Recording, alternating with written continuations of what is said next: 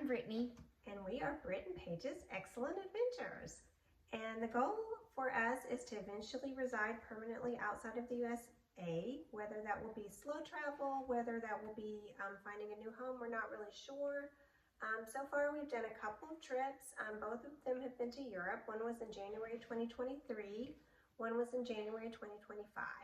We're going to talk about our very first trip, which was in January 2023, and we started our adventure in Florence, Italy. So we arrived in Florence, Italy at the airport, and the immigration thing was really easy, but I'm thinking, actually, did we go through immigration in Paris? Yes, we did.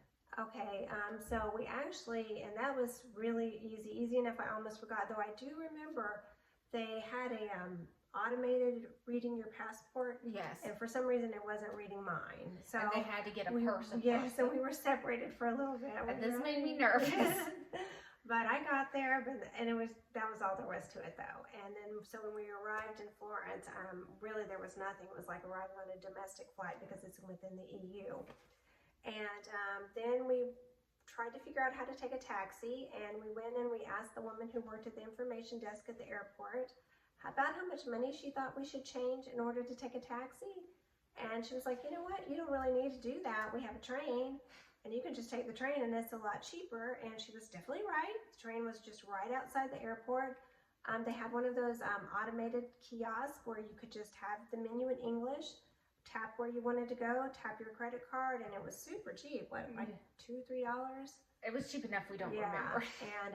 And I really enjoyed it. One, and we just love public transportation. Yes, it's like going on a ride at Disney. Yeah, we're like, this is, especially from the U.S., where so much of the U.S. does not have public transportation, and we've never, experienced it much. It's just like really liberating. To us, it's super liberating. And I also thought it was interesting. I got to see a little bit more of the city that wasn't just the tourist areas as we went between the airport and the city center. So we saw some apartment buildings and some of the countryside, and I actually enjoyed that a lot too. And then we got to our Airbnb. It was very cute.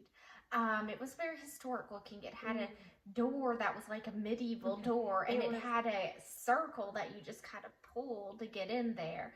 And then some like winding vampire crypt steps up to it that were kind of, horror movie looking. But when we got inside, it was very modern and it was very cute.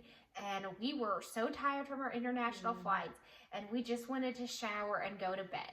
And then we get a message from our host saying that we need to send her our passport information via text for documentation purposes. Okay, and what she wanted us to do is she wanted us to take a picture of our passport. Yes, she wanted to take a picture of our passport picture to her cell phone number. Yes.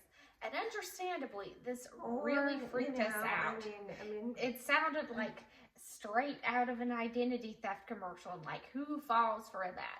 So we were kind of freaked out, and we called Airbnb, and we actually did get a hold of a person, which really surprised me. And we did get pretty good customer service. And honestly, we got really good we did, service. Which really surprised me. We hear a lot of times Airbnb doesn't have good customer service, but we had a good experience with that. And we could have been overreacting to sending our passport via the text message, but it is what it is. We've seen maybe if you're from another country, but in the U.S. there are like lots of identity theft commercials. If somebody asks for your passport numbers, social security numbers, do not send it. So anyway, go ahead. And they explained the situation to our host, and she agreed to come meet to take down our passport information in person.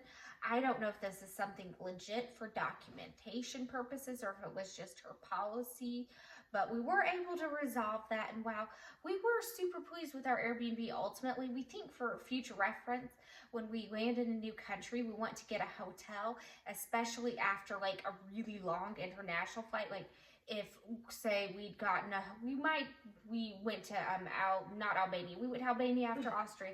We went to Austria after this. And because it was such a short flight, we wouldn't have been so exhausted arriving at an Airbnb. But I think when you're traveling, anytime you're going to be coming off a really long international flight, I would honestly recommend to check into a hotel, even if it's just for one night, because the check-in procedure is going to be more streamlined. There's a person you can talk to at the front desk.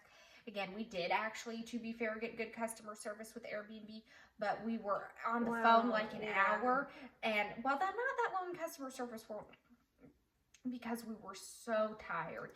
It felt like an eternity. Right. No, we totally agree. And just a point of reference. I mean, we stayed in several other Airbnbs in Europe, and that was the only time this happened to us. So I don't think it's something you have to super be worried about if you stay in an Airbnb in Europe, but it could happen. And yeah, the moral of that story for us was when we come in on an international flight that's really long, if at all possible, we're going to get a hotel.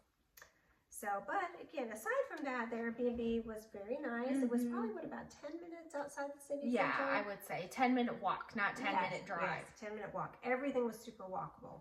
That was a great thing about Florence. In fact, sometimes we saw cars coming and they were going so slowly because there were so many people walking around and everything. It's like, I think driving would just be not practical at all. Yes. So we really loved that about it, that you could walk literally everywhere. And we were only there 4 days, and that included our arrival and departure date. So it was a pretty quick trip. We did some sightseeing, but not a whole lot because we weren't there that long. So what we did for our sightseeing is we went to the Cathedral Santa Maria del Fiore, something like that. Cathedral of Santa Maria del Fiore. And what we got was the Gelato Pass. And you can actually just go into the cathedral for free, but we got the Gelato Pass, which allows you to climb the bell tower. And it also included like 3 other museums. And that's all we did because that took up our whole time. And we were really blown away by everything that we saw. The artwork was phenomenal. Amazing. We Absolutely don't amazing. go to the museum as much as we would like to in the U.S., but we've been to one pretty famous one in New York, and we've been to the High in Atlanta because we're from Georgia. And, it's not like we have no reference, and I've never seen artwork on that caliber in my life anywhere else. No, it was truly beautiful. And the whole city is artwork. It's all the buildings have like statues, ornate carvings. You're just truly, truly immersed in art everywhere you go. And the cathedral was truly beautiful. There were many paintings in that. The various museums we went to had just phenomenal paintings. And the bell tower was a bit of a climb. Yes. It was like 464 steps. 414. Okay. It felt like 464. Like, and we work out regularly, and when we got there, we were like, this is a lot of steps. Right, and people I took some breaks. in the 1300s were getting their steps Yes, in. it was actually built in 1334, which, you just step back and think about it. I don't know how they possibly built these, architectural feats. And let's be real, they're still standing. They're still in really great shape. People are walking up and down it, and it's really mind-boggling. And it's interesting to see, how people might have lived at those time periods. Like, I do think that, that was not an everyday home situation, but the fact that they built that and the fact that the people navigated it on a somewhat regular basis with all those steps, we're like, okay. There was a really beautiful view at the top. Yes, it was It's gorgeous. definitely worth the climb. We would totally do it again if we were ever back in Florence. Highly recommend it. And we did not see the Statue of David, which is something that Florence is very famous for. But again, we were just so happy with everything we were seeing, and we kind of just ran out of time. So.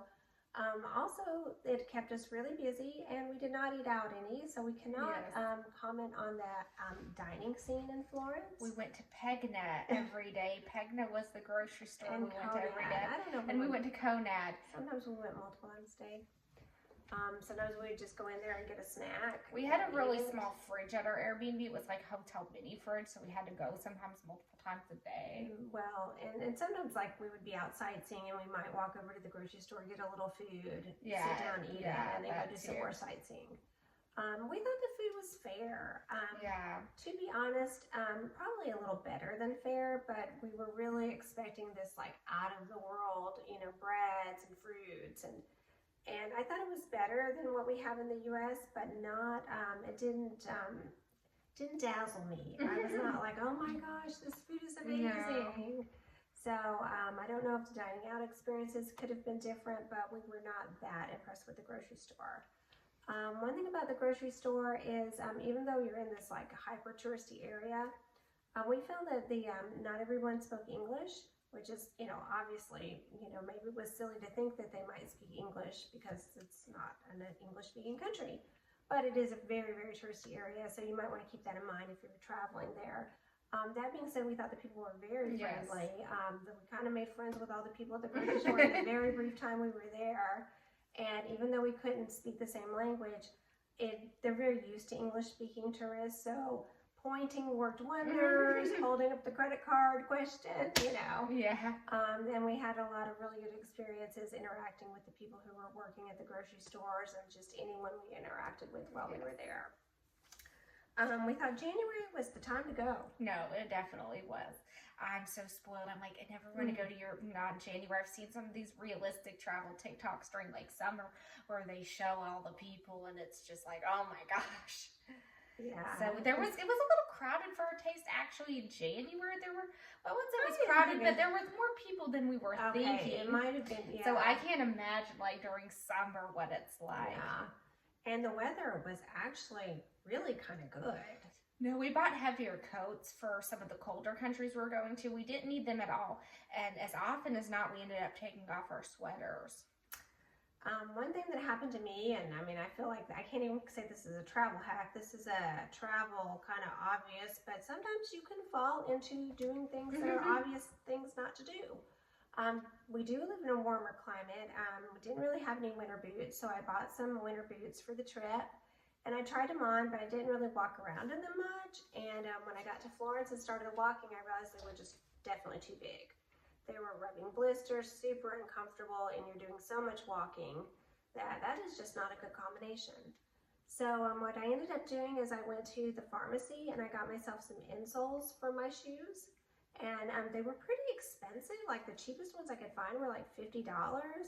And at that point I was like, should I just get another pair of shoes? I don't know what to do. But there were desperate times as well. So really Brittany talked me into it. Yes, you just need to get those. I got them. They turned out to be really good quality. And they also really worked for my purposes. The shoes fit for the rest of the trip and I was fine after that. So, she's kept them actually. Yeah. She's kept them in her drawer because she thinks they were such good quality. I need them again. They worked really well.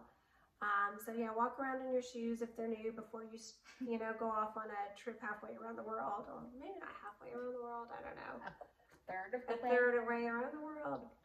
But we had a really nice time. As far as whether we would want to live there long term or even stay there for say 3 months, which I think the most you can stay in any one country in the EU as an American in one, just back-to-back time period.